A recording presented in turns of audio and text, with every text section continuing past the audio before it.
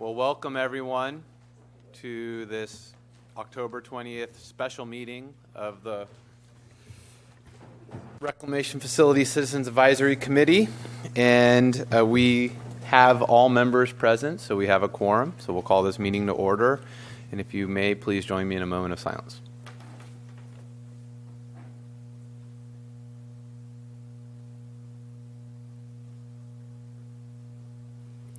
Thank you. Please rise for the Pledge of Allegiance.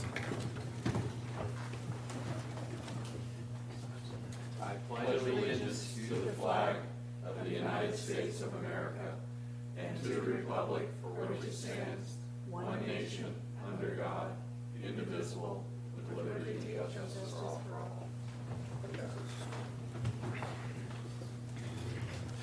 Okay, thanks. Are there any announcements or presentations by staff at this time? Other than those on the agenda, no. Okay, and I don't believe we have any by any of the committee members. So let's move to public comment. Does anyone from the public wish to speak on anything that's not on the agenda? Mr. Chairman, committee members, my name is Steve McElvain. I'm the owner of the Rancho Colina site. Tomorrow morning, the City Council is going to be considering the pricing and terms of payment for the Rancho Colina site in a closed session. So I thought that would give me an opportunity to make a couple of comments that I think that needs to be taken to the City Council members. And it also gives you the opportunity at the end of this particular meeting, under your general comments, if you have any thoughts on the issue. The last time that I appeared before the City Council, the project that we'd originally started with is 5 acres, which all of you are familiar with, had grown to about 11 acres in our first MOU, and then Black and Veatch came out with a drawing that was 16.3 acres, and then another MOU came out with 21 acres, which was totally unacceptable to our family. You know, the original idea is you need a site for the water reclamation facility, that's fine. If you need a site to put in some water treatment facilities, that's fine. So they got a little carried away on that, but we're working on that particular thing with Mike and John on their side, and we're trying to come to some resolution. But basically where we are right now is an 8-acre piece from the RV park up to the creek, which is about adjacent to my current facilities. And that should house that facility, but it's not going to take in corporation yards and a lot of the other stuff the city was looking at. One of the other issues that I think needs to be ironed out, because if the city has to have 21 acres, we're not going to give up that much of our ranch to the city to accommodate the city. And the Rigetti site's still available. It's one that's been approved by the Coastal Commission. As some of you already know, Chevron's selling most of the Toro Creek Valley right now, so there's a lot of land there. But the second issue that I hope the council will talk about is in the MOUs, they talk about a pro rata share. If we're talking about what the city wants to pay for the price on the land, we also need to arrive at what the pro rata share is, because the original reason that I made land available to the community was we would eventually get water and sewer facilities for Rancho Colina. Well, what happened within the concept of pro rata share, I don't know what that's going to cost. And if putting in a 10-foot or 50-foot lateral from the line that goes right down Highway 41 going to the wastewater plant is going to be $4.5 million, then no, I'm not interested in spending that kind of money just to have the water flow out. And the other problem within the MOU documents that I have right now, there's a section in there that in 5.A, the second sentence in there, if you read it literally, anything that's in this document that's not in compliance is basically taken out and everything else stands. Well, one of those things is providing water and sewer to Rancho Colina. And if you look at the current laws, if I sign that document today, it's not allowed. So you take that out, so I'd get nothing out of this deal other than a large facility in my front yard. The second problem within the MOU is the fact of water itself. When I first started, we said, well, we can get water and sewer services. I thought the line would be run out in a couple of years.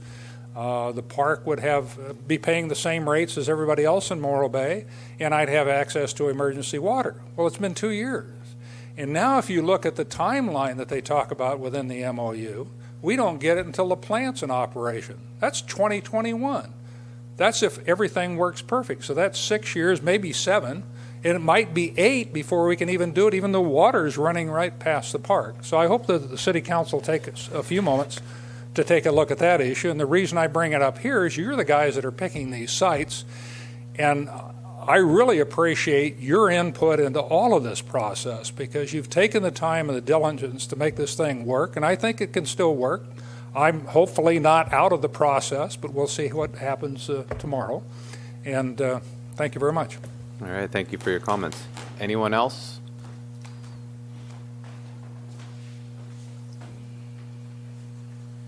Could I ask him a question? Sure. What's his name? Mr. McElhaney, could I ask you just a real quick question? It's an easy one. Yes, sir. Haven't you discussed any of these issues with any of the city staff before this is going to be going to a vote tomorrow? Yes. And there was no resolution on any of these issues? The people that I've talked to are not going to be inside of the closed session, to my knowledge. I think only the city council and the city manager are going to be there. I don't know. It's closed session. And That's maybe what's on staff the can agenda. Expand, because, Yeah. Go ahead. If I could jump in,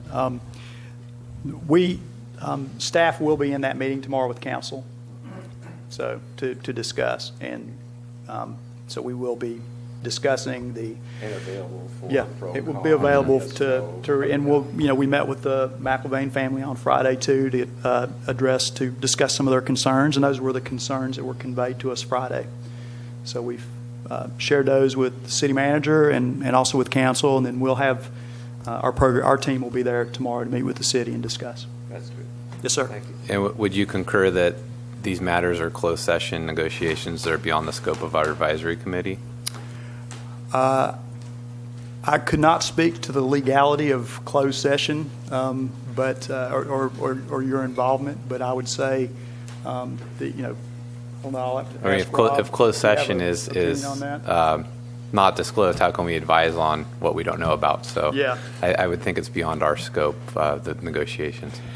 The closed session topic is basically price and terms of the negotiation, and that any result of that closed session will be reported out after that meeting. So, and any finalization of anything will happen in open session. And just another comment, please, regarding terms and conditions. I believe our committee, at least I know I have mentioned that probably about a year ago about the negotiating the terms and conditions. To me, this is just contract negotiation. I assume Mr. McElwain has his own representative and that you could strike the language or change the language as appropriate in those documents rather than this having to be settled at the 11th hour. Just a general comment. It is a draft document, and we continue to work back and forth on, as with most contracts, it goes back and forth a few times before you end up with what the final document will look like. Thank you. Great. This is an exciting meeting. We have another public comment speaker. I'm excited. Please come forward. What's next? The record. Whoopee, Morro Bay. Marla Jo Breton Sadowski, and I would like to use my public comment time to alert the community that Dynergy Fugro have secured a permit to do low-energy acoustic survey testing. And on the overhead there, you'll see it's right next to the Morro Rock and in the Morro Rock surf spot area. And it goes up to the high and low tide lines on Morro Bay Beach and a part of the California State Beach that connects there, and then outward. By law and the requirements of the California State Lands Commission, their ocean geophysical permit program.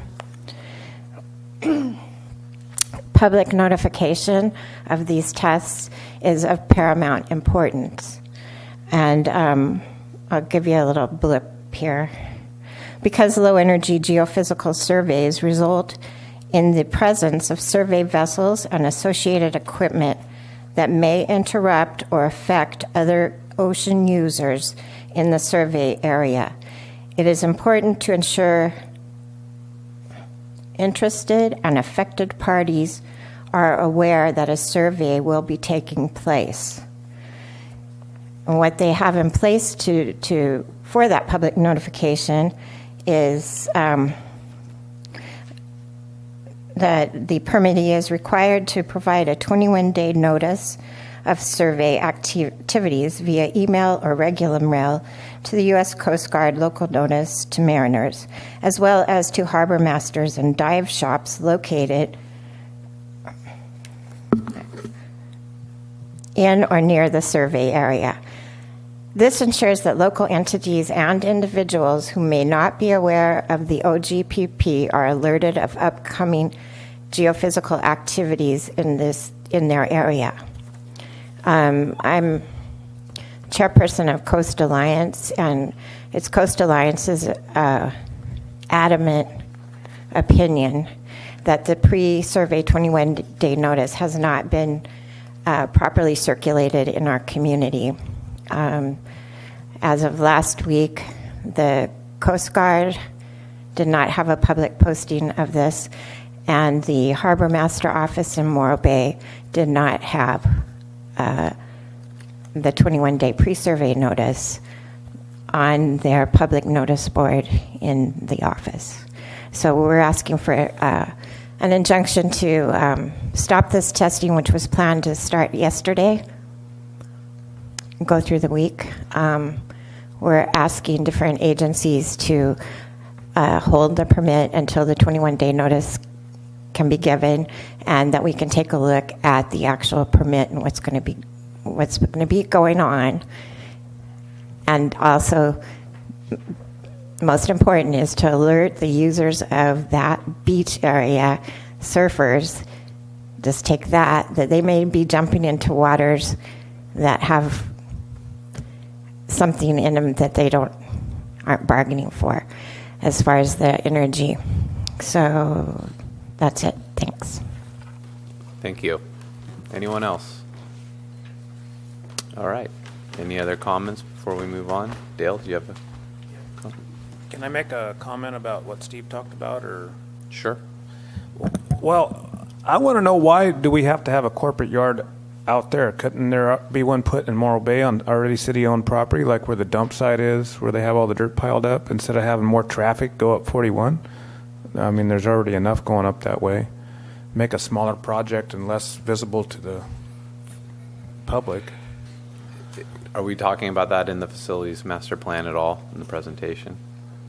Probably not that detail. I think I can answer it pretty quickly. The council established goals for the project. The primary goal is a wharf facility, and there's also secondary goals if they happen to work on that site. So it's not essential to the project, and it will be winnowed out as we move forward. So if a corporate yard doesn't work on that site, but a wharf does, we have to, bring that to council. If they're, willing to keep the wharf there and continue to move forward, that's what we'll do, like all the other ones, like the energy recovery, kind of the secondary one. If it works out on site, yes, it will be put there, but if not, that's a secondary goal other than doing a water reclamation facility. So it'll be up to council to make those decisions as we move forward with the project. And I'll chime in too, part of the facility master planning effort was to look at other potential uses for a site. It included things like the corp yard, among others. It doesn't mean that there's any commitment to necessarily do that there. We're just looking at options. Well, didn't that just be in those 5 or 8 acres that it was originally, if it worked on that, not making it bigger and bigger and bigger and bigger? So, yeah, again, the kind of the charge from the, I mean, kind of the charge was from council was to, to look at other potential uses for the site. So, I mean, that's kind of what we analyzed. But, yeah, I'm not sure how. Yeah. Yeah, sure. To give it a little context, I think what Black and Veatch's charge was, take the council goals and take those facilities that they talked about, and try to come up conceptually with an idea, how could they fit on a site? How much land would it really take to do all those things? And so I think it's not accurate to say, well, we've expanded the site to include all this. It's, let's first figure out what it would take to do, then figure out, well, can we or should we get that much land? There's going to be trade-offs between the facilities we need, the cost, the land involved.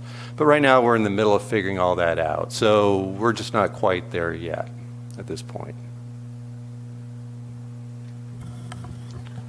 So, in other words, you don't know. I think that's correct. Okay.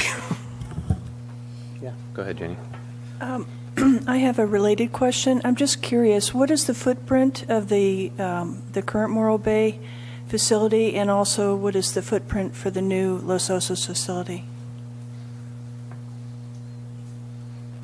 Our existing wastewater treatment plant is somewhere around 7 acres, I think, in total. I don't know what the Los Osos footprint is. I don't know either. Yeah, sorry. It's bigger than the existing plant, I know. They didn't have as probably the site constraints, so they gave themselves a look like, after visiting the site, sufficient elbow room to actually work there too. I got a quick question, Rob, if you could. What I'm hearing is you did have Black and Veatch look at these different goals that the city council is looking for and how much land would be required. Did they do anything that gave like the fallback, just the wastewater reclamation, stripping the rest of it and trying to figure out how much land's truly needed for the primary goal, I'll call it? Yes, each of those are kind of we have the acreage needed for the WRF facilities, and then also for those ancillary facilities separately. So we know what it will take. Well, I mean, we've kind of gone under the predication it's going to be at the Rancho Colina site, not the Rigetti site or any other site that was brought up. But I'm also hearing the landowner, and he seems pretty perturbed where he's at in this point in space. So it does cause me a little bit of concern how that's going to hash out at the end of the day and what the city could truly give up to try and still work and make it come together, if you follow what I'm saying. Yeah, I think we're right in the middle of that now. Okay. Let you do your jobs. Thank you. I got a quick question. How can you decide how much land you need if you haven't picked the technology yet? That's a good point. Well, I was getting ready to jump in and say it's, determining how much space you need is a function of, first, what technology you're going to have, how much space might be available, because it's typically less expensive to kind of spread things out and give yourself a little more room. And also a function of, the aesthetics, how things are going to look. So there are a number of things that go into that decision. You can fit a full treatment facility in a very small footprint if you absolutely have to, but it typically can cost more. That's kind of the general comment. So it just depends on, you got to balance all these things before you come out with a site plan. So we're just not there yet. But we do know, based generally, what types of treatment technology we're looking at because of the end use of the water. So it's probably not ponds, it's probably not oxidation ditches, because the end product that you end with you have to do so much work after you're done with that secondary to get it to tertiary and reclamation standards. We're probably looking at either I'll just say it, MBR or conventional activated sludge followed by microfiltration is the things that are probably most likely to lend itself to what the end use of the reclaimed water will be. Yeah, and to chime in too, part of what Black and Veatch will present today is what they've done in terms of process analysis so far. So you'll get an idea of where we're at this moment in time on that. Great. Anything else?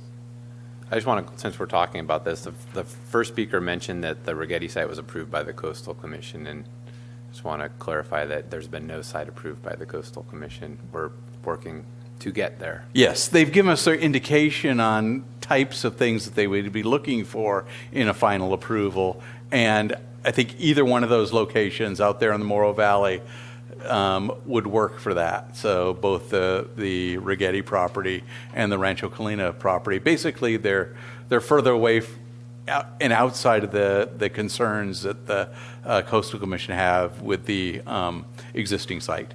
Okay, thank you. All right, moving on to consent calendar. Any comments on consent calendar, which is approval of the minutes from October 6th? I recommend approval of the consent agenda from previous minutes. I just got one comment. My comments at the last meeting were made with regards to the financing.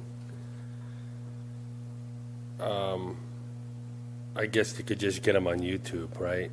You have to make, if you want your comments in the minutes, you'd have to put them in the right section. Yeah, the minutes are just a synopsis of what took place at the meeting. The YouTube videos are the actual record. Okay. Okay, we have a motion and a second, but before we vote, do we have any public comment? You take public comment on consent? No. All right. Voice vote. All in favor, say aye. Aye. Opposed? Aye. None? Mr. Woodson? Sorry about that. Old business, item B1, updates from our subcommittees. Going in order here, Finance, do you have any update from now in the last meeting?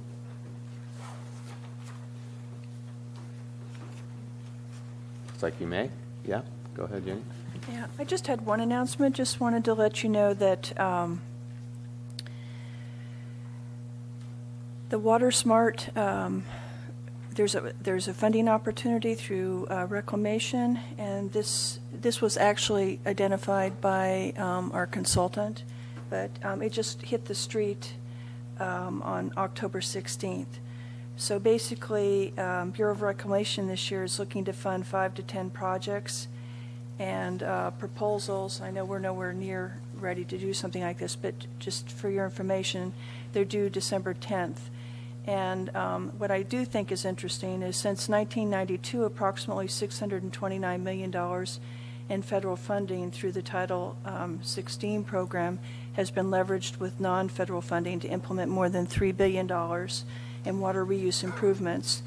And the President's FY16 budget request included a $20 million request for the Title 16 program. So I'm thinking that maybe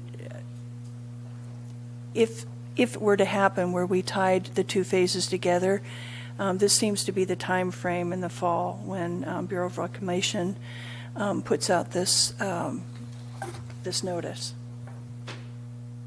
Thank you. Environmental, any updates? No, we have nothing to report. Okay, thank you. And engineering? Nothing to report at this point. Okay. Well, any public comment on the finance update, I suppose? No, seeing none, we'll move on to... Oh, yes.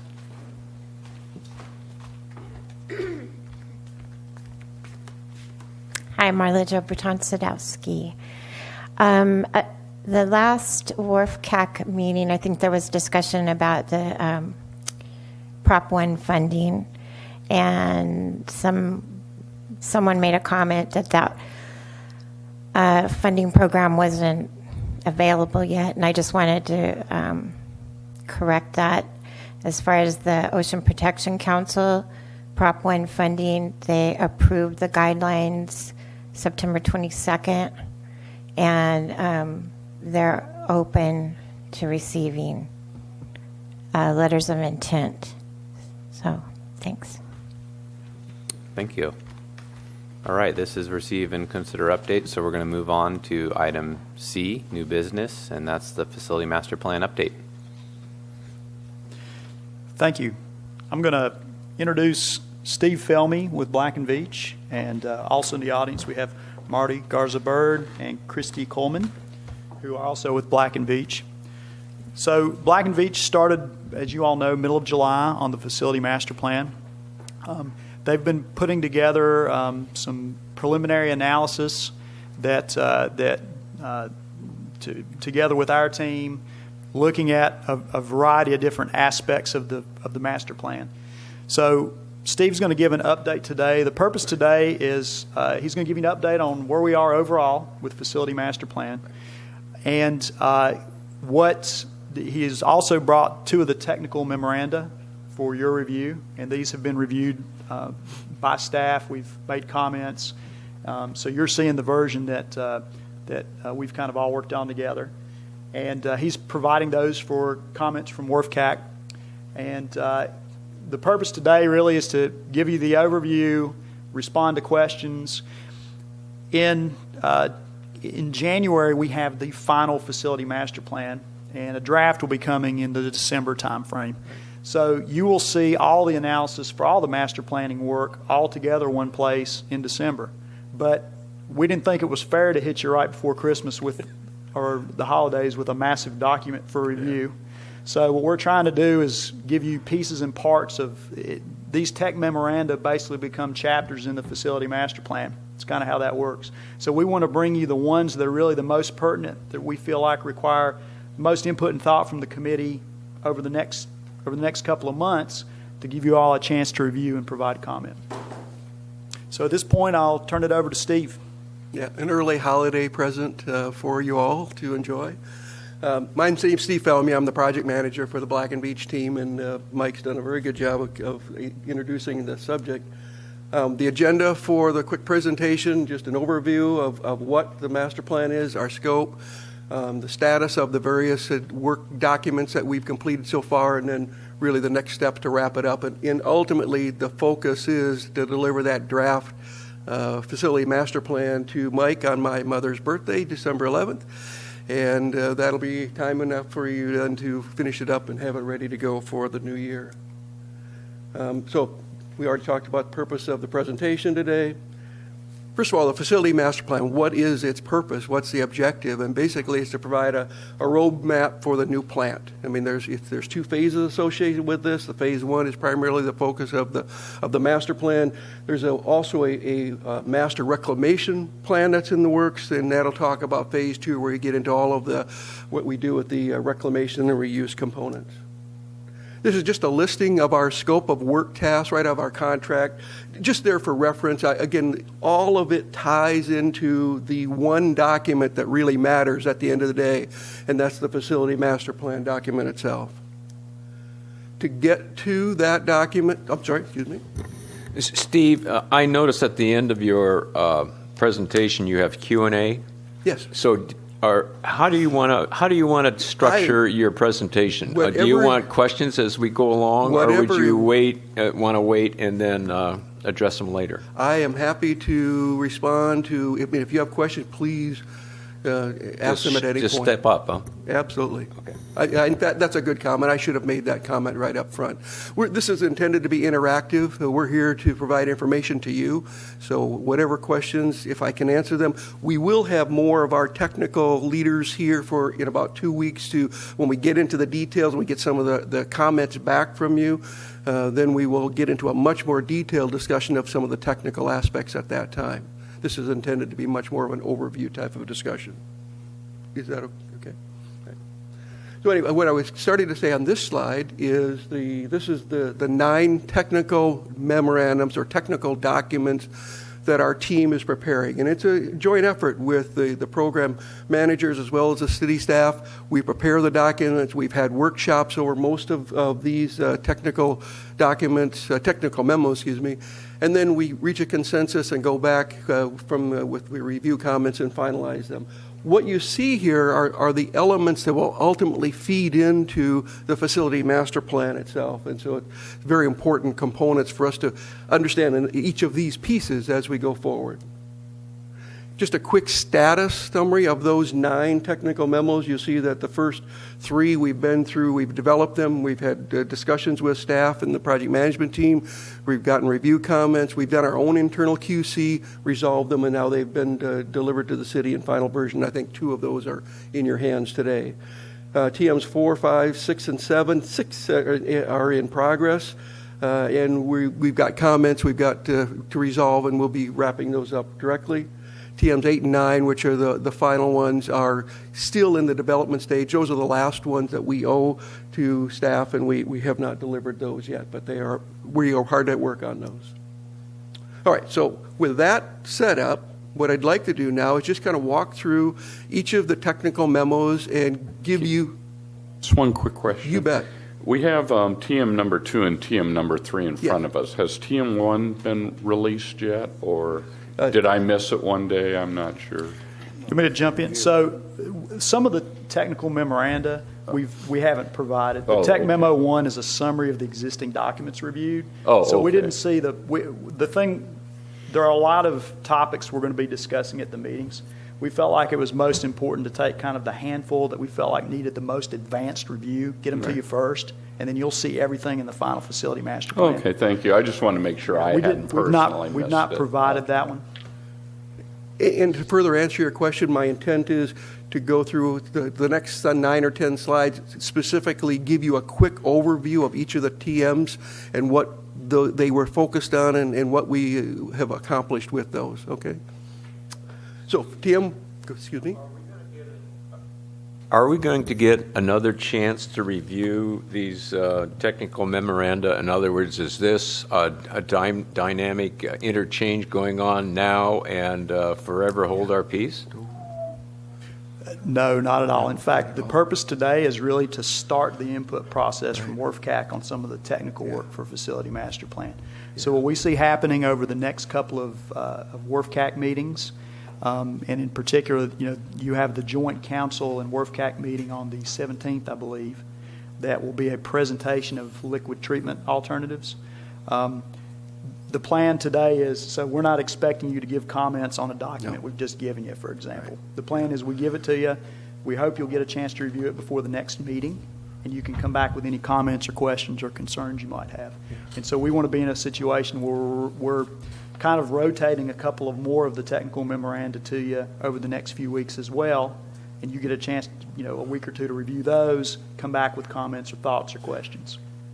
So this is to start that. Well, I know you're on a very, very tight schedule. In other words, very, very tight, and I didn't know how you wanted to integrate our comments, our thoughts into this process. And I'm sure that we've already pledged to not hold up the schedule, but on the other hand, it's very hard to make good comments on the wing. That's exactly yes, sir. Right. That's correct. Absolutely right. And Mike, help me out here. I believe the next time that we're together, we're going to focus specifically on 2 of the technically toughest memos, which is the liquid and the biosolids section, and we'll dive into those in a lot of detail. And you've had a chance to review those in advance of that meeting. So we realize there's a lot to put on your plate here. Yeah, and one correction to that. So the liquid treatment, we're going to have that public workshop on the 17th. So you'll have a meeting before that on the 3rd. Yeah, that's and right. The goal will be have another progress presentation for you then on where Black and Veatch is at that point. Right. And at that point, we should have had the biosolids memo to you for your review. And then the liquid treatment we'll be reviewing on the 17th. A lot. How far in advance are we getting these before the meetings, before we have to review them and discuss them? So what we're attempting to do is give a 2-week allowance with how we're scheduling these. So in other words, if we give you today, we've got Tech Memo 2 and 3. If you see issues with that, please bring them back to the next meeting in 2 weeks. Oh, okay. Mike and Steve, I think the only confusion is it says 2 and 3 final versions to the city. That's what I think is generating these questions. Gotcha, okay. Sorry for that confusion. That was not intended to mean that no further comments are desired. We've got to have a collaborative effort here for this project to be successful. Otherwise, it's just not going to work. So, all right, so back to TM1. TM1 was a summary of the existing documents that we reviewed. You've already done a lot of work in preparation for this new plant. Things have changed over the time, but one of the first things that the Black and Beach team did was to go back with the input from the city. There was more than 40 documents of various types, studies and reports that were prepared previously. We went back through those documents, and we pulled out of it, and TM1 summarizes what our review identified as pertinent information that we thought would be beneficial to this team moving forward to develop the wastewater plant, or the treatment plant at your new site. So the goal is to take advantage of the work that's already been done, certainly not to redo work, not to waste any money the city has already spent, but it also requires a fresh look because we're at a new site, there's new challenges. We took a look at the flows and the loadings, we look at the site layout is dramatically different. And just as a point of reference, I'll get into it a little bit later, but the concept, I want to stress the word conceptual. The layout that you were looking at earlier was purely a draft conceptual concept of how you might put the boxes of various components on a site. That's all it was intended to be. Certainly was not final by any stretch. We also are looking at treatment technologies, a wide range of those, and again, TM1 then identified what we needed to look at as far as this project. Steve, one clarification too is I think the site plan he's talking about, that was really intended to be kind of an internal communication document between us and the property owner. Yeah. That's the one that Mr. McElvain had brought to council meeting last Tuesday. So it's not a site plan that had been prepared for public review or anything like that. It was the big colored blobs on the property kind of a thing. TM2, influent waste characterization, characteristics, flow requirements, effluent discharge requirements. Again, it's providing the loading that the plant will need to perform against over a 25-year planning period. Looked at a wide range of flow conditions based on the projections. Again, that provides a basis. You now have that TM in your hands, and that is a basis for some of the design decisions and the technologies going forward. Population on TM2 is based on 12,000 population in 2014. We were very careful to coordinate that with Measure F, as well as coordinate it with the general plan that's currently in the process of being updated. So all of those documents should be in sync with regard to the assumed build-out. We also got the tourism data from the PM staff, incorporated that, and we've also proceeded with a sampling program to, again, provide the latest possible information for the design teams in terms of selecting and designing the treatment facility. TM3 is, we talked about decommissioning in the plant. We looked at the existing plant. That you have TM3, I believe, in your hands. It looked at all of the components of the plant, what we could use potentially from that facility, which really there's not a lot of opportunity there. And then ultimately looks at how that site could be reclaimed for use. There's a cost estimate associated with that as well. TM4, on-site support facilities. This is the TM that has generated a little discussion already. What I have up here is a table that basically, what we did is we looked at two components for on-site facilities. There are the components that are required to support the plant itself, and there's things like an operation building, a maintenance building, a canopy for parking equipment and trucks, that sort of thing. We got to have an electrical facility, so we have standby power, potentially septic trucks receiving. These square footages and this space is required to support the plant function. So we need to allow space on the site for that. But then we had this additional list of nice to have. I mean, if we can do it, we would like to do it.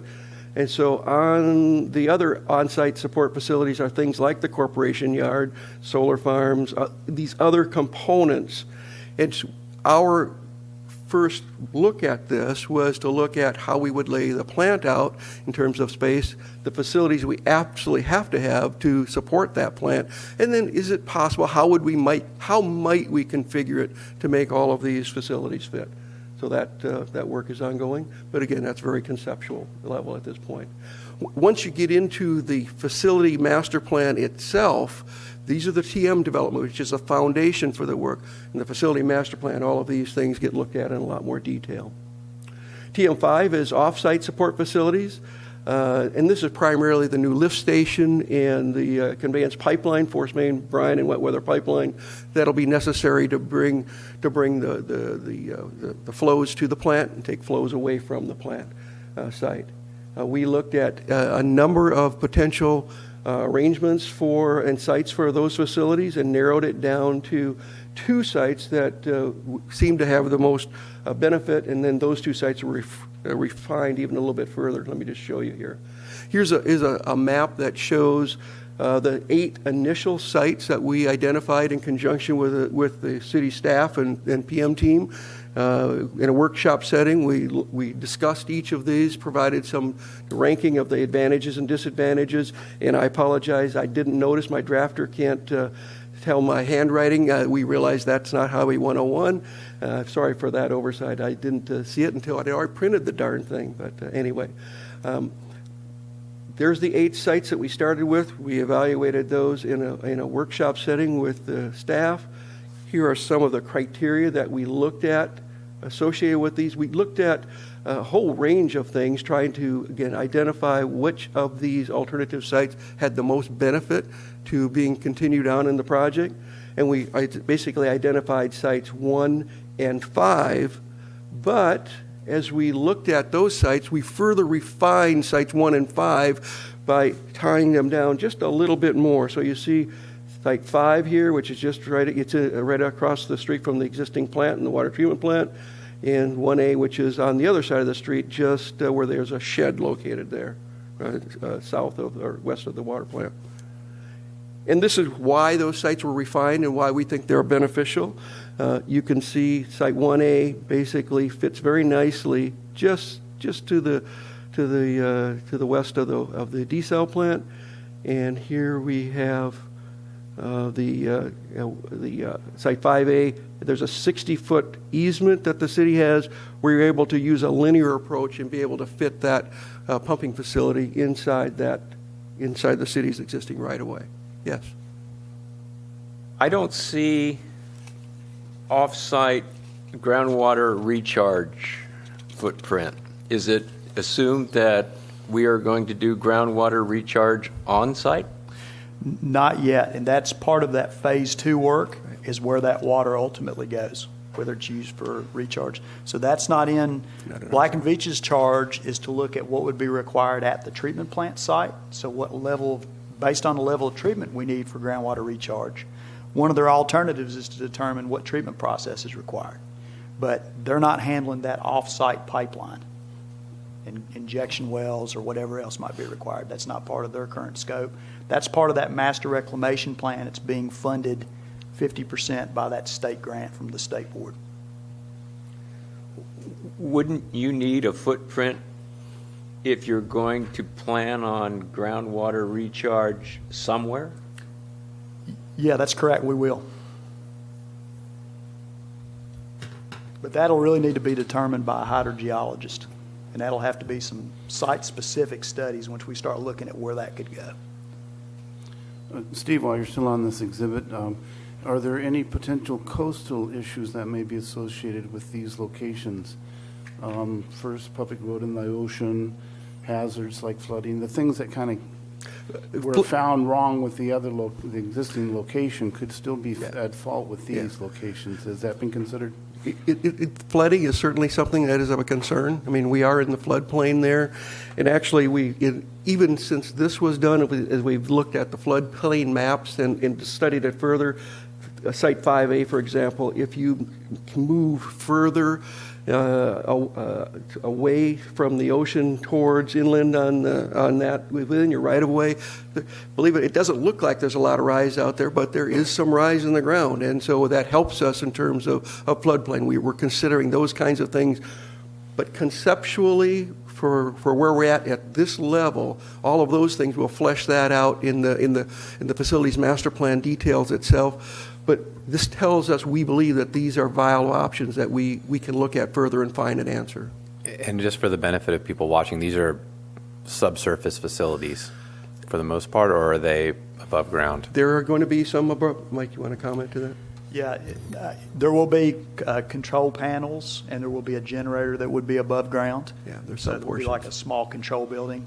But not everything you see there in the boxes is above ground. Well, certainly not. Right. Yeah, that was not intended to represent the footprint of an above-ground facility, but the space we would need to develop the ultimate project, including the underground portion for that element. If you think of the city's lift station on Quintana Road and down on the Embarcadero, adjacent to the Harbor Yard, those are typical of facilities that you would see above ground, the generator and the control building. Very small. Yes. Above ground facilities, yeah.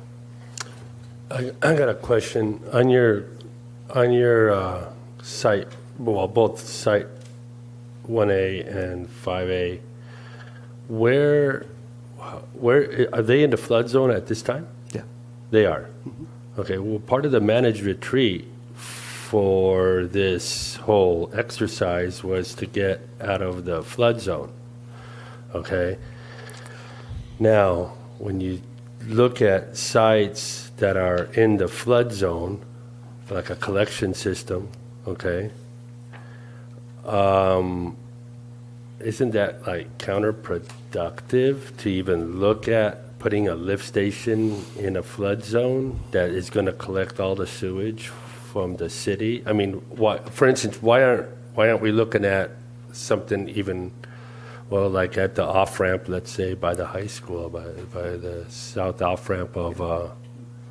Those sites were looked at, and as we evaluated them compared to each other, the advantages of being relatively close to where the pipelines are and tying in with the outfall and all those kinds of things, there appears to be some significant advantages here.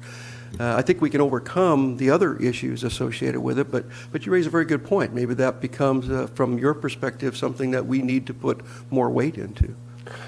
Well, I've always been mentioning the issues of the collection system and the lift station. At one time, they were talking about putting it at the existing site of the wastewater treatment plant. Right. Now, the problem is during if there is a problem, you're going to have, if there's a problem with the lift station, you're going to have raw sewage, as opposed to like semi-treated sewage, and as far as the infrastructure goes, the infrastructure should be part of what you're integrating and looking at in your facilities master plan as per Coastal Commission direction. Right. So I just find it a bit odd that you're still looking at a major sewer infrastructure in a flood zone. That is a really good question. Let me chime in on that one.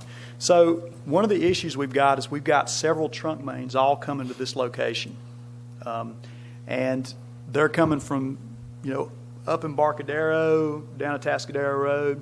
So what Black and Veatch has done, and you'll see this in the draft master plan, is they had identified, we had 8 sites. A few of them were able to get out of the floodplain. I think sites 4 and 8 maybe were out of the floodplain. I believe they were, yes. But it was really hard to find a location anywhere along Atascadero Road where you wouldn't have to redirect, because a lot of these sewer lines, as you know, all have laterals. So the redirection of all those trunk mains to a totally new location out of the floodplain, we looked at the Black and Veatch team put some profiles together to look at bringing those trunk mains back to some of these locations, but it would be extremely costly and very challenging to do that. Now, doesn't mean it's impossible, But part of one of the challenges, though, is that's just where all the trunk mains, as you know, come in. I mean, that's where everything's coming in from both directions. Is close to the existing plant. So there's a lot you can do with flood proofing when you have a very small facility like what we're talking about, these relatively small buildings. And so what the current plan is that Black and Veatch is looking at raising slabs, raising electrical buildings, that sort of thing, so that we're not right at floodplain, we're a little bit above it. So they've looked at flood proofing and built that into some of the programming. And the whole reliability issue is a very important one as well. Again, there's a lot more detail to be worked out on that, but in terms of standby power and redundancy and all of those sorts of things, we need a very robust system here because you've got sewage coming in under gravity. It's got to be moved by horsepower to a new location that's uphill. So we have to have a very robust and a very reliable design. You're absolutely correct. I got a quick question. First of all, is it floodplain or floodway we're talking about? Floodplain. There is no map floodway. Okay, so there is no Morro. map floodway through that Correct. area.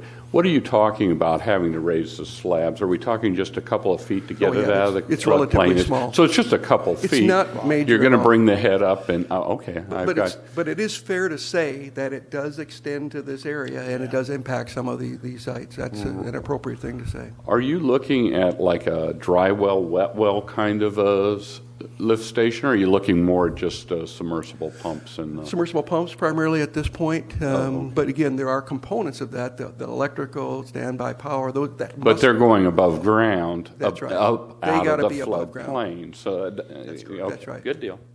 Okay.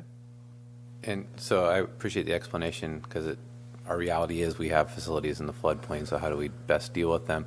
Are you also looking at off-site backup power then in some like sites 8 and 4 or elsewhere where, instead of just raising slabs and having the facilities there, that there's some backup energy supply out of the floodplain? I'm sorry. Any location will have to have standby generation at the site, so we'll have But not at the site, but off-site out of the floodplain as a way to mitigate issues. We hadn't looked at that, but it's something we can talk about. Okay. But I think that's right. We need to have standby power regardless of any of the site that we choose. It's you've got to have that reliability to be able to assure that the sewage is delivered to the plant. Yeah, right. So I'm just suggesting consider that standby power out of the flood zone. Well, and maybe one thing to think about. So the current plan is we would have a generator at the site that would be raised up out of the floodplain. Yes. But I hear what you're saying on having it at possibly another location. We'll look into what. We'll think about I didn't that. understand your question. Now I exactly understand it. Yes, we have not looked at that up to this point, but that is certainly something that can be looked into further. Are you sizing these infrastructures with Cayucas in mind?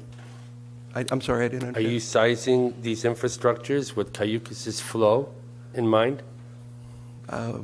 We are preliminarily sizing. We are sizing everything at this point based on the plant flows that we have from TM2, which is based on the city. That's currently just the city. And then we'll have an analysis in the back of the facility master plan that does address city plus Cayucas, because that was a direction from council, was to look at that as an option. Just to be clear, the way the city calculates their flows, they incorporate Cayucas' flows and then subtracts the average. Okay, now as you discuss the flows a little bit further along, I could just want to make a note that Cayucas' flows prior to 2003 are completely erroneous because of the flow meters were not working, and Mr. Keogh is well aware of that. Yeah, we are. I think Black and Veatch has a pretty detailed discussion in that tech memo too that I'd be interested for you to take a look at and see what your thoughts are on it, because they went through and tried to break that out. Yeah. And put a little logic to how they split out some of the Cayucas flows from that. So, The only other question I had real quick, and it is more to you, Mike. yes, sir. Should we be looking at these technical, like TM number 5 at this level of detail, or is this just an overview meeting where he's trying to bring us on board? I feel like we're getting into a lot of particulars without the actual memoranda in front of us. The thing I would say, so for Tech Memo 5, the off-site support facilities, given the schedule for the full facility master plan, what we thought we'd do is bring back TMs 6 and 7 in full detail for you to review. We had not planned on bringing back TM 5, just because it's going to be in the full draft facility master plan. Everything will be. Okay. But So but this that's- may be the only it's time open we for actually input. talk about it. Well, you'll get another chance when the draft facility master plan comes out. And if you have further questions or want more information, we can bring that back. Okay, thank you. Since we probably won't see this technical memorandum, is it possible to include probably some what buildings would look like above ground? What you're speaking of, the part that's subterranean, the above ground things, the relationship to the flood, just so people can see that illustration. We certainly can. The other thing is that at site number 8, you show that's a very sensitive cultural site. So just keep that in mind when you're going there, that it has some, it's very sensitive. Thank you. And frankly, as we do our work internally, by necessity, we, as you probably suspect, we have to sketch these things up so that we can get our arms around what it is that, and the cost and just the relative sizing of components. So we do that work. At this level, we were not intending to get in and we're into the details of all of those structures. It'll be part of the facility master plan, but we weren't intending to get into it at this level. We certainly can provide you more details, though, if that was what you would like to have. Some of those details, too, will be done in conjunction with the CEQA work, with a lot of the other public outreach to look at architecture for everything. Yeah. So our goal with facility master plan is determine determine a lot of the technical issues, and then also put costs to them, and the ranges of costs that we'll look at. We'll try to address things like the need for the architectural treatments. You will see some visual simulations of these as well in the master plan. Yeah, absolutely. Just from my own background on off-site support, I'm not sure whether I heard what I wanted to hear about electric power supply to the facility. And I know that it's pretty common utility practice on critical facilities such as hospitals and police stations and sewer facilities to have two separate supplies coming in that are not dependent on each other. And this would be probably PG&E that would provide this technology, and how they would arrange it and what it would cost to do that to get it to the facility. Then you have an automatic transfer switch that goes from one source to the second source, and then you would dump into your generator. So that gives you a little more redundancy. And I didn't hear that, but I assume that this is it's pretty basic stuff. What you're describing is something that is part of any critical structure. You're dead on correct, everything you just said. The most reliable source you can ever have is if you can have two independent power supplies from two different substations feeding a critical structure. Totally agree with you. I hate to keep saying it, that we're in the preliminary stages of this and we haven't gotten all those details worked out yet, but absolutely, that is part of the analysis and part of what the facility master plan will include. I apologize for not mentioning that earlier. You are correct.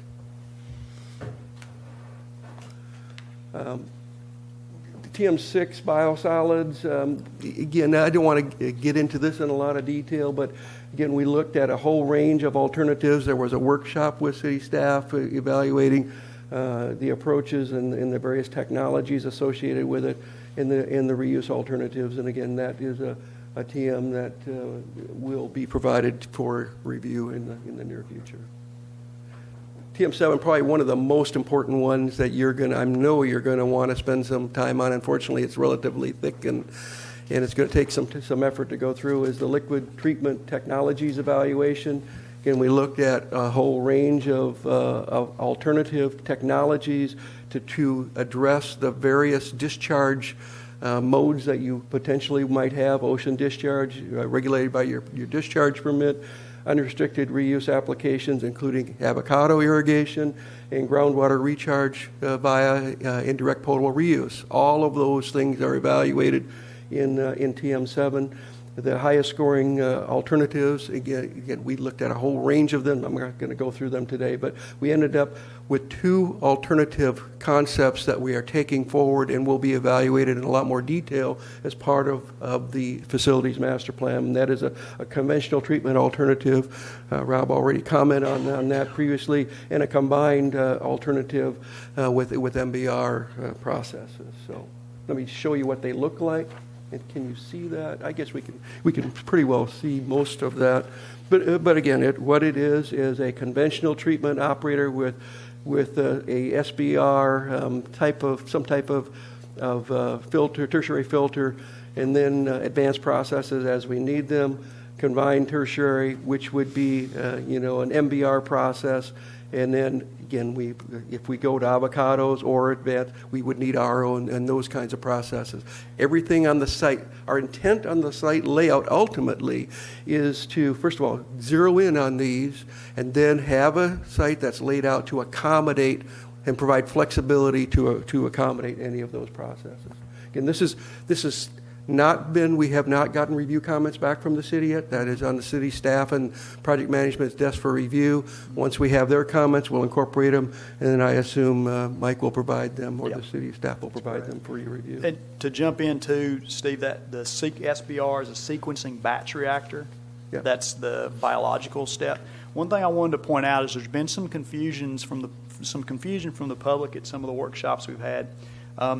The minimum level of water that this plant would produce is tertiary treatment with disinfection. That's been direction from council at the start. So that's the minimum level that will come out of this facility, is it will be filtered and it will be disinfected.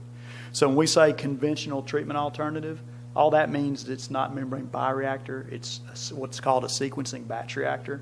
And then would be followed by either membrane filters or disc filters. So it would be followed by filtration, and then it would be disinfected.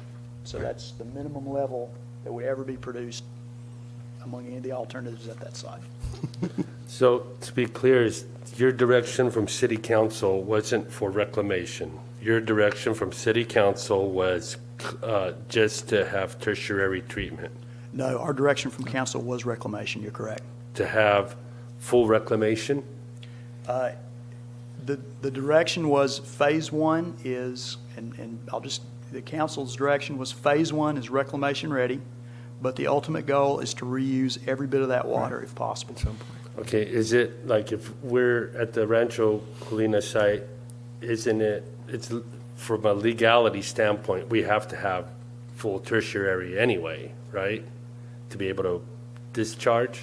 Actually, you don't. No, you don't. You don't have to have that to discharge. You could have, if you discharge to the ocean, you can have secondary. Right, but if you want to discharge to the creek and recharge the aquifer or something, you have to have full tertiary. Yeah, you have to have full tertiary for any of the options, the majority of the options that we're looking at in the master plan, the ones that we're dependent on for reclamation, like what we call unrestricted irrigation, like parks or whatever, for food crops, all that sort of thing. We're typically going to have the tertiary treatment. Right. And even if we went to there and didn't have a reclamation option and we did creek disposal, it would be tertiary or beyond to meet the basin limits. So there's really nothing less than tertiary or beyond tertiary that will work for the sites we're looking at and the discharge regimes that we're looking at. Yeah, because basically we're not going to, the goal is not to just dump water or wastewater into the ocean, correct? Yeah, that's correct. That's the goal. Right. Okay. There's also a strategy, a small task that we have to look at direct potable reuse, a strategy for that. There is no regulation with regard to direct potable reuse in California at the moment. There's a technical advisory group, study group that's looking into that. Our understanding is that they'll have some criteria to the state the end of next year is the best information we have. Regulations may or may not be available, 4 or 5 years from now, sometime in the future, depending on what your crystal ball looks like. So direct potable reuse is something that we need to plan for. It's something we want to understand, and we are using our best knowledge to address that so that we don't leave, if I could use a stone unturned, that we lay this plan out so that whatever option there might be in the future, I think what we're going to end up with, Mike, is going to put you in position where if the day, when, I shouldn't say if, I believe the day will come. It's just a matter of when that day comes, that you'll have the infrastructure and the processes that the city would need to be able to proceed down that path, should you choose to do so. I have a question that's bothering me, and I'm trying to phrase it in a manner of which, okay, are you designing this master plan on peak wet weather flows, hourly, daily, monthly? There was to a whole go up listing. the hill through the treatment plant and back down? We have to have the hydraulic capacity to handle whatever flows come to the plant.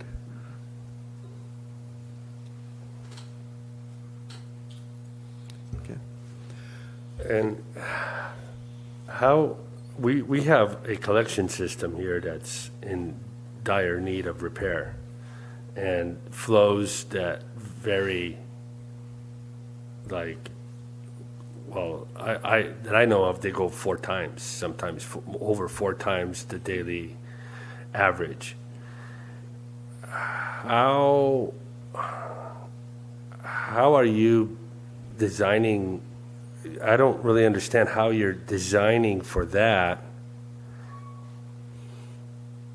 If you're designing for peak wet weather flows, that means, and then you're designing a plant for 1.1 MGD. We've incorporated, the TM2, I believe, lays out the flows that based on the historical records. And again, we did look at the more reliable data and factored in what would be appropriate with just the city's flows. There's a peaking factor that's calculated as a part of that. I recall that I believe it's 2.75 or 3, something like that. I think that's the peak day, and then your peak hour is about a 6. About 6, it's about yes. a 5.5 or 6. Yeah. The thing I'll chime in, so to kind of jump in, what Black and Veatch is doing in the master plan, and what we're all doing, is we're sizing this plant to be able to treat whatever comes into it, peak hour, whatever. Now, it may not operate as efficiently at that peak hour. In other words, you might have more power cost for that 1 hour of the year than, but you're designing the plant on the average or the max month basis to operate efficiently right around the ones. So it fully treats and it fully handles, with redundancy, that peak hour. But you're going to pay more per gallon during that 1 hour. But it'll operate very efficiently at the average flows, if that makes sense. It'll handle everything coming to it. So you have a detention basin? Is that what you're designing? Or, you got, recently I went to a scientific study in Sacramento, and they were discussing El Nino and then climate change and sea level rise and all these things and the intensity of storms. So what I'm seeing is these issues becoming more and more of a problem, and how are we looking forward thinking and addressing this issue?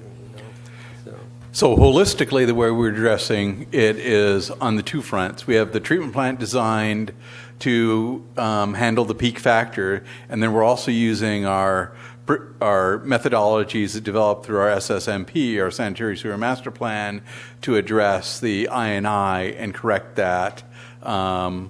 It can't all be corrected in a day, but we have a methodical approach to inspect and repair lines throughout the city. The costs, I think what Mike is referring to as the flows increases, we may have to bring on more blowers to increase the aeration of the tanks, and that's why we're looking at batch reactors. It's more efficient to handle those peaks as opposed to a plug flow reactor. That's a very good point.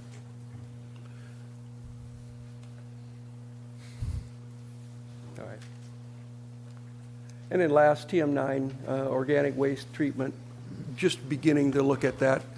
Fog and septage and those types of things.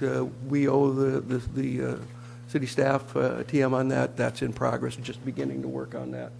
But that will be delivered here. One of the things I want to point out, too, is because I always want to try to bring us back to some of the council goals, just so you all see that we're doing our best to meet and address those. The energy generation, that's the big deal with the organic waste treatment, is if we could supplement some of the solids handling that's going to go on the site by bringing in like fats, oil, and grease, for example, you can generate energy off that.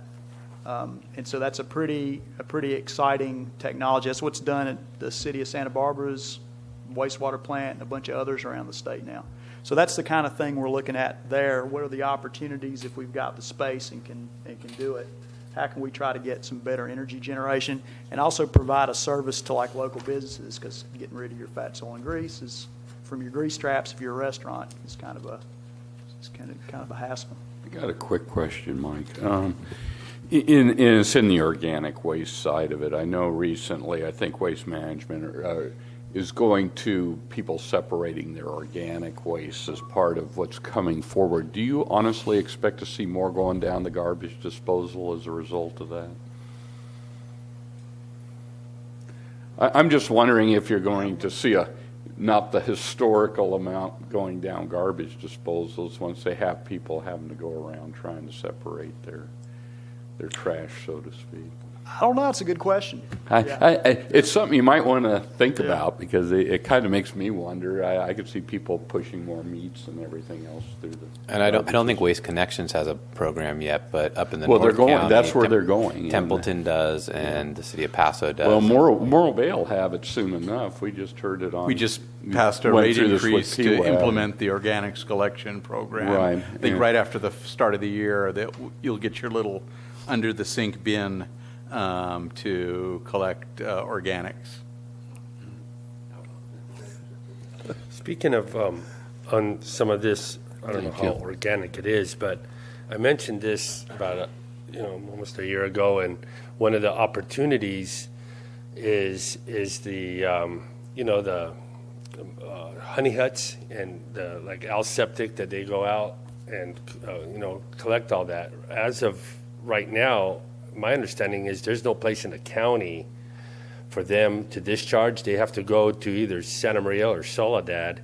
Yeah. Is in your facility master plan, or I looked at it like a opportunity maybe for the city to generate some income and an opportunity for us to be able to address this issue. And in following up on that, is that, well, let's just leave it, leave that. Yeah. We haven't done anything with that up to this point, but it's certainly something that we can discuss further. It's actually, and part of this organic waste treatment feasibility study is one of the sources is just what you're talking about, septage and RV waste. So they're going to look at that as part of this.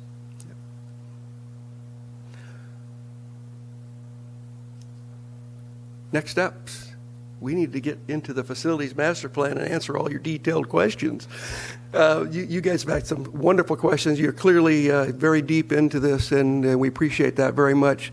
I wish I had more of the detailed answers to give you today, but I assure you, you will have all the detailed questions as the facility master plan evolves and we start to put all of those components in front of you for your review and input. And we do really want that input. It is absolutely essential for us to for us to understand what your wishes are and make sure that we haven't overlooked something as we finalize this project towards the end of the year and the beginning of next year. Real quick, just to encapsulate the actual treatment processes, presently you're basically looking at an SBR-type conventional system with filtration at the end, and the other's the MBR system. That's right. Is That's that correct. the two? Oh, That's right. Thank you. And likely, and RO certainly is part of it because of avocado and because of IPR, processes or goals that you want to have going forward. So all of that is being configured in terms of what the plant will ultimately have as part of its components. Well, let me just ask first, thank you for the presentation. Is there any public comment on this item? All right, let's take that before we start deliberating. Steve McElvain, there's two quick questions. One, where can you get the technical manual number 1, or for the public, where can they get 2 or 3? Is there a website location? That's the first question.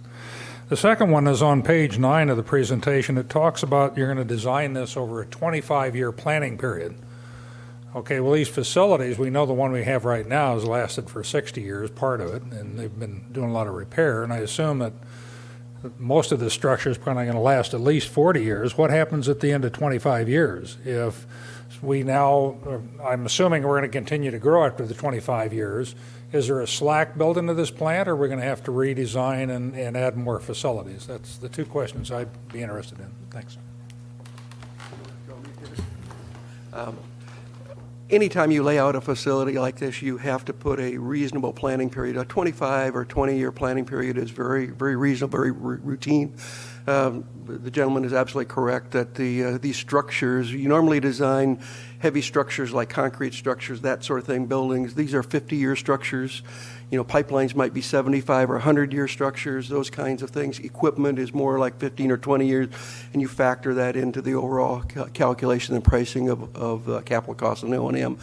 The plant will be configured in a modular way so that as you get towards the end of this planning horizon, staff will be monitoring what's going on. They're going to see we're getting there or maybe we're not getting there, and you have an opportunity well in advance before you exceed the capacity of what is initially constructed to modularly in the space. It'll be all laid out so that you can easily do that, add additional capacity or treatment capability should that be necessary.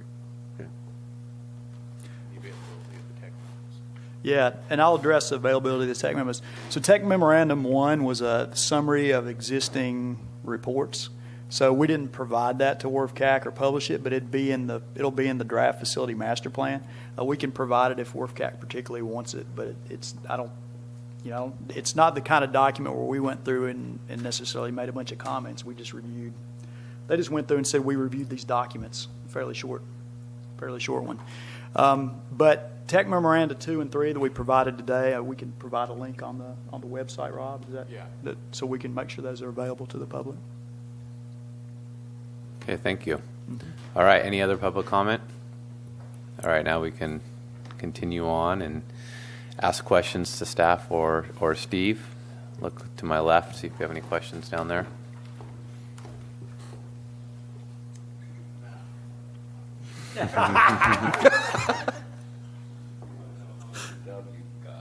I was going to say, actually, I got all my questions answered as we went through the processes.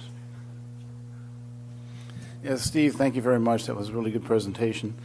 On your technical memorandum number 4, on the on-site support facilities, does it have a site plan that corresponds to these areas you show here in this table, where the footprint of these different things going to be on the property?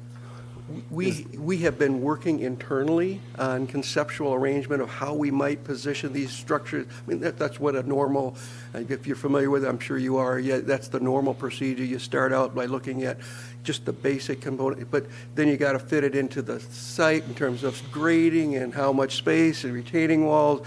We are not that far yet. Okay. I mean, what we've done so far, we wanted to give staff an idea of just at the high level, here's what footprint we think it would, and we just used our judgment looking at the site as to how it might work on that site.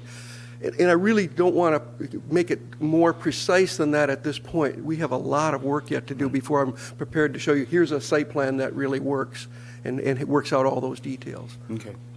Can I go back and ask the question? Sorry, it came up as a result of what he brought up. Very quickly, I heard Steve McElvain make a comment about 21 plus acres is what's being needed, so to speak. And to you, Steve, adding up those numbers in that table, it's down around 4 or 5 acres. Because I assume it's not including the actual plan itself, it's just the buildings and parking lots and everything else. Yeah, it doesn't include setbacks or access roads and that sort of thing. Okay, but based on all these different buildings, if you had your complete wish list fulfilled, is 21 acres what you'd honestly be looking at? So where that 21 acres came from is the entire kind of southerly portion of the Rancho Colina site. And then there's a couple of parcels off that site that are across the street that we are investigating for potentially groundwater recharge. At the early stages of our draft MOU, we added those in there. Those may be, if those work out for injection, let's say, perhaps there's another methodology, because we don't really need to build much of a facility over there, perhaps just an easement to get a pipeline and a injection wellhead over there would be sufficient. So, Well, the feeling I was trying to get is, if you're looking at the basic facility, let's say forget the corp yard and a few of the other items, the wish list ones I'll call them, are you looking under 10 acres to make this thing fly? Yeah. Oh, okay. Thank you.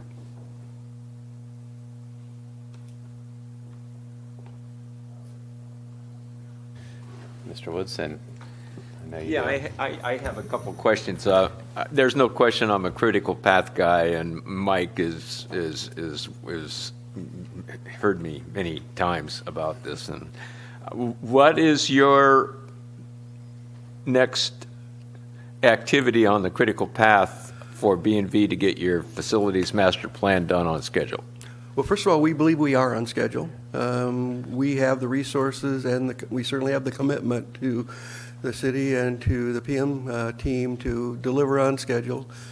I think we've delivered all of our TMs so far on schedule. The TMs become the building blocks for writing the facility master plan and doing the details. Once we get concurrence from staff that, okay, we agree it's this process, we agree it's this config, then we are also, it isn't on Mike's desk yet, but we have an outline for the facilities master plan. I want Mike to review that and approve it. Then we start filling in the blanks. I mean, we have an outline of what the facility master plan document will consist of. We start, each of the TMs are finalized, we start in parallel writing those sections. So it's all happening in parallel. And you feel comfortable that you're going to post? I mean, I can control my side of the table. Well, yeah. And there's timing. Yeah. We don't want to take time away from you. We need to know what your comments are. It's hugely important that we hear from you. And these questions are just wonderful. I mean, it helps us go back and we get a flavor of maybe some things we need to look at in more detail that are important to you. So that's all good stuff. I know that B&V is a big outfit, and they've got a very good rep worldwide, as a matter of fact. Would B&V be interested in, say, going the next step and maybe being involved in submitting a proposal for design? Design build? The second step, or third? I think we might be coerced into doing that. Let me jump in at this point. So one of the things that will happen is when facility master plan is done and that's published, is we'll work with council. We had the really, I think, exciting workshop Saturday on the project delivery, where we went through all the legal terms and that sort of thing. But part of what will happen at the end of facility master plan is we'll give recommendations to council on what the project delivery approach should be for the different pieces and parts of the project. Lift station, pipeline, you're there for that. So there will be a down period there where the facility master plan contract will end. What we'll do is we'll take the information out of the facility master plan. We'll take the information that comes up during the EIR process, and then we'll be preparing procurement documents to go out for that design build. Right. If it's design build or for whatever other option it might be. I use the term design build kind of loosely, the delivery for the project. So, okay, thank you. My Black last and Beach question absolutely is very easy, but I keep hearing that this facility will have to be a zero discharge facility, and it seems like the site, even though it's a Rancho Colina site, is very steep and has a lot of watershed on it. Is this an issue of that is a design problem? you always have responsibility for the flows that fall That within your you boundaries. generate or that That's fall right. on your That fall on footprint. within your fence. And you're supposed to responsible for be that. able to manage And those flows. You have to manage that and deal with it in terms of a holding pond or, some But as far manner- as a Rancho Colina site, this isn't a big deal. It's nothing, I don't see it any, it's a challenge on every project, but I don't see it as something that is going to be insurmountable. You did ask a question about what the most critical, probably I should have answered, and the correct answer is any site selection issues are absolutely the critical path. If we have to take the global team need to step back and look at another site, that does have an impact. Hey, Barbara, any questions? Yes, thank you, Steve. This was very informative. I have a question or comment to both you and Mike. At the community workshop, I agree with you, Mike, there is some confusion amongst our citizens, and being that we're a citizens advisory. What will be very helpful is, as you mentioned, a high-level intro in some of your documents. For instance, one of the comments was at the workshop, we don't have a project description. I believe we do. I could describe it in 2 sentences. Right. But I think these are very good documents, and we should put them out on the website.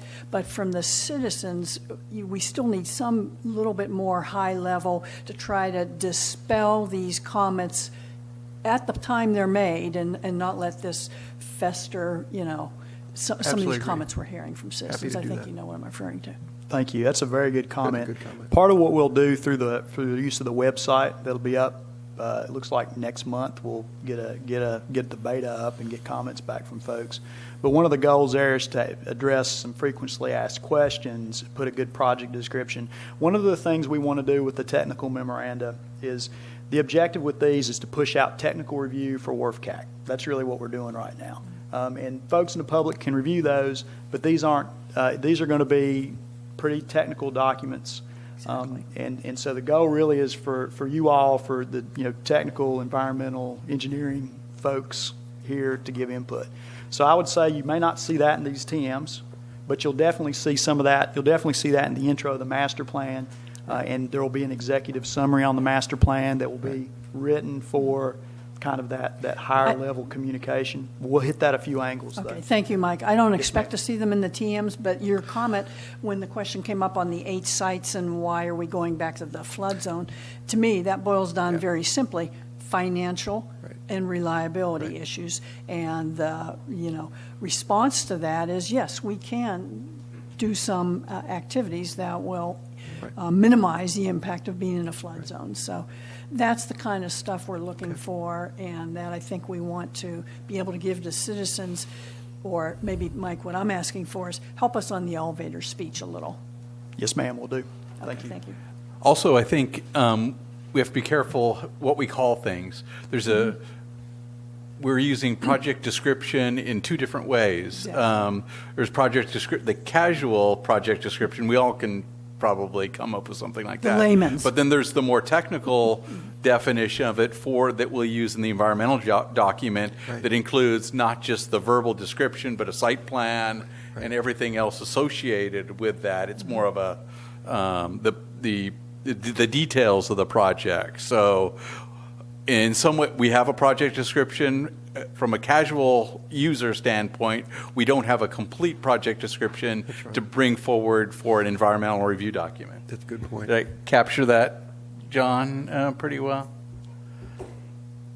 I think that's correct, and I think just the bigger picture is whatever we do, we need to explain ourselves whenever the public's going to get involved. But yeah, formal project description, we're a ways away from that at this point. Right, and even a caveat, this is a layman's high-level summary. Yep. Thank you.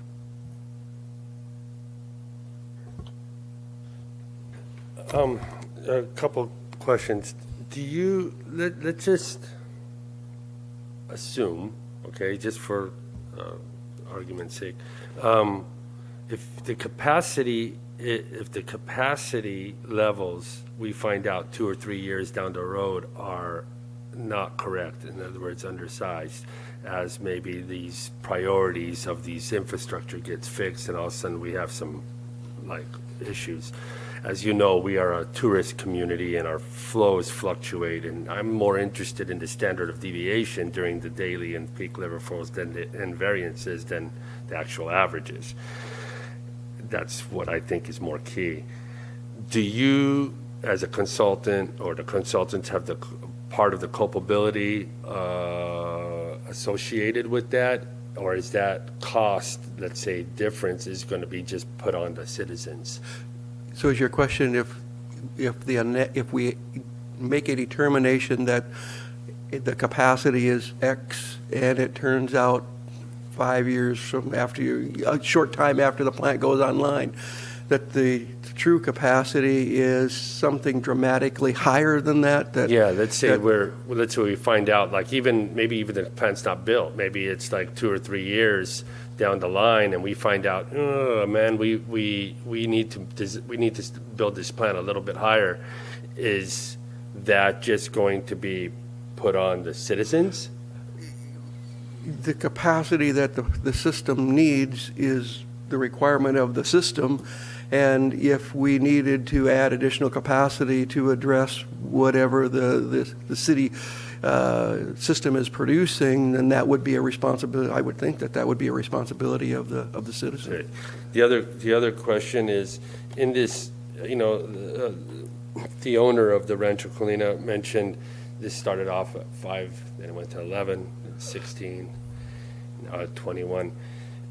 In any of these analysis, do we have, there's an ordinance that we have, is 197, that requires the voter approval for any facility or any land to be annexed in that's not a direct use of the public. In that 21 acres, is this considered all that you don't need voter approval, or there's some parts of it that hasn't met that?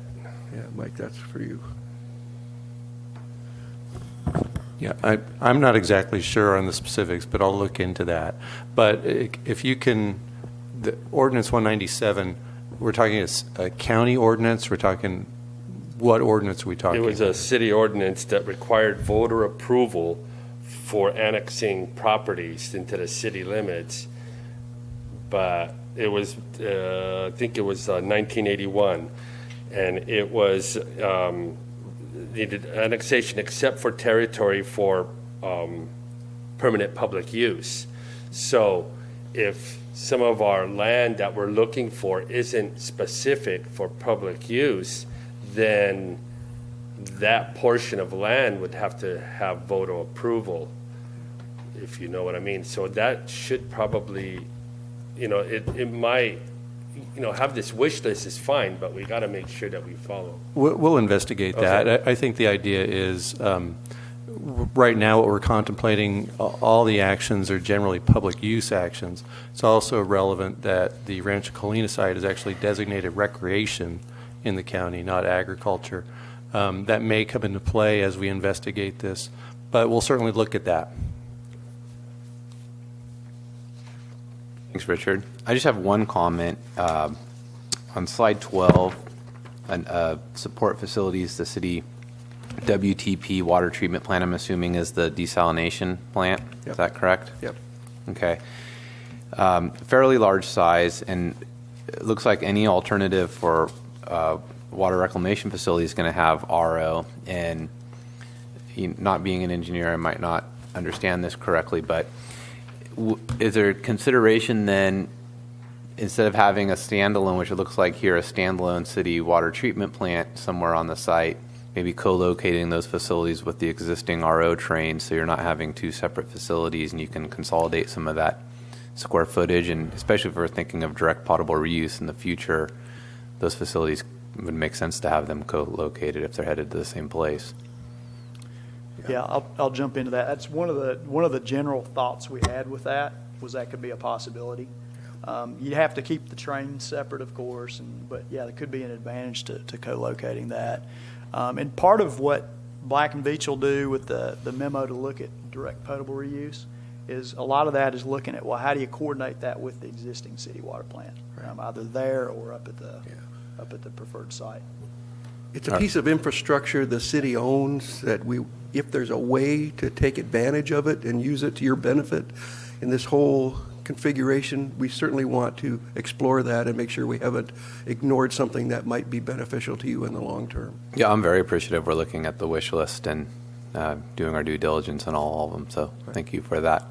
This is just receive and file and provide these comments, correct? So there's no action on this item? Yeah, the only action with this item would be to review the tech memos, and if you have issues or questions or that sort of thing, comments, please bring them back to the next meeting.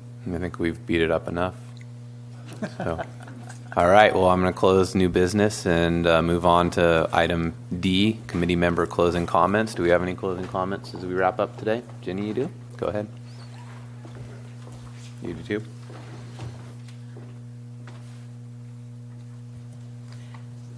I just wanted to mention that there's going to be a community workshop on Thursday, October 29th from 6:30 to 8:30.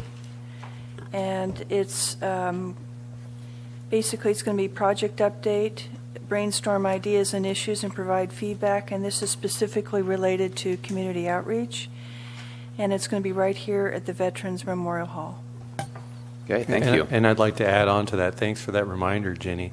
That's correct. I'm not sure if the flyer has gone out or been posted on the city's website, but we'll be publicizing it quite soon, and this is a good way to do it. Yes, next Thursday, 6:30 to 8:30, perhaps till 9, here at the Vets Hall. We haven't figured out exactly the structure of the workshop, but the intent is to get feedback just to inform this facility master plan process. It's really an extension of the discussion we're having right now, and also would like to note that last week or in the last few days, we did have a chance to talk to a variety of individuals, including some on the WRF-CAC, interviewing in some depth about some specific concerns that also relate to the workshop. And actually like to thank a few of you who I did get a chance, Ginny and Dale and Paul, Valerie, talked to all of you last week. That was very helpful. And we're really looking to expand on that kind of input that we had next week. Thank you. The only comment or announcement, I guess it is that Shoreline Cavalry is having a light night and a Halloween alternative for the neighborhoods. And with the people with the kids, you can just take them down there, and it's on Halloween, and it's they're going to have a bounce house and everything. It's a nice community outreach thing, and it's a safe environment for a lot of the kids to at least, and it's good for the parents. It gives them a chance to take a little break and have their kids get their candy in one spot. Real quickly on the workshop Jenny just mentioned, I did post that on one of the social websites, the Nextdoor, Morro Bay Hills, or hopefully I posted that correctly last night. Secondly, I also talked to Debbie after the community workshop last week because there were some citizens concerned about Saturday workshops or evening or afternoons, and my feedback to Debbie specifically was we need to try all options of times that work for working people, seniors, and citizens in general. So I think she was very receptive to our comments, so that will be helpful. Yeah, and we appreciate that too. We're trying our best to mix it up, evening, weekends, whatever it takes to reach the community. We obviously can't do all workshops at all times, but we'll do our best. And you know, there were a couple comments that they didn't get a lot of advance notice on the first one, and as I explained to them, this is T1, and we're in a new process, and we're going to just work through this and give us a little patience, the intention, and we will take that feedback and give more notice. So I was very... Okay. Well, I think we're going to adjourn this meeting, and we'll reconvene here, 209 Surf Street on November 3rd at 3 p.m. See you all there.